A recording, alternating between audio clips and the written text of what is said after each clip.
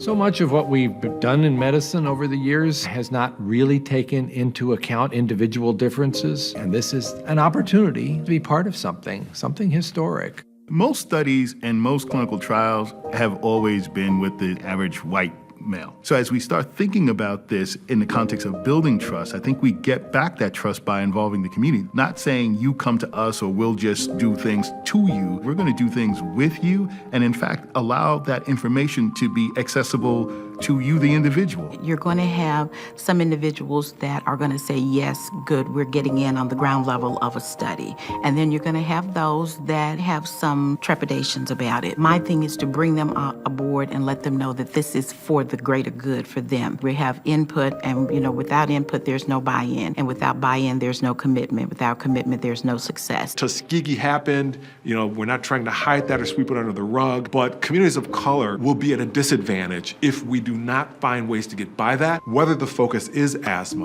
whether the focus is infant mortality, whether the focus is diabetes, cancer, or heart disease. Communities of color are disproportionately impacted by them. It has always been playing catch-up to make sure that they're even getting access, much less minimum service. Low income, underserved, and people of color are oftentimes very generous in giving something if they understand it. And they always do so with the intention that knowing this is not just about me, this is not just even about my family, it is about helping the community down the road. Being able to bring the Asian American population who is never at the table, not only to contribute to science, but to contribute to our ability to understand the nuances within those populations. I think it will provide a huge national data set so we can ask questions and make discoveries about healthcare that will better their own personal health and those of the communities that they are part of. Diversity strengthens the science. It could bridge some civil rights issues and inequities in healthcare across all races and ethnicities and culture. As a community of color, underrepresented, hidden, underserved, what would happen if you were not at the table?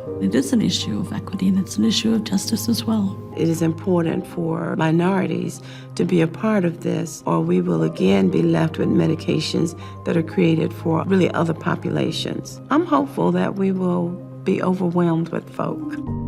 I always look at Henrietta Lacks, one person, one African-American woman that has been so instrumental in what we're learning today. I think as we look at that story, and if we can convey that message in a more positive way, then they can see the benefit of what her life represents. I think it's an excellent way to discover who we really are and our true potential.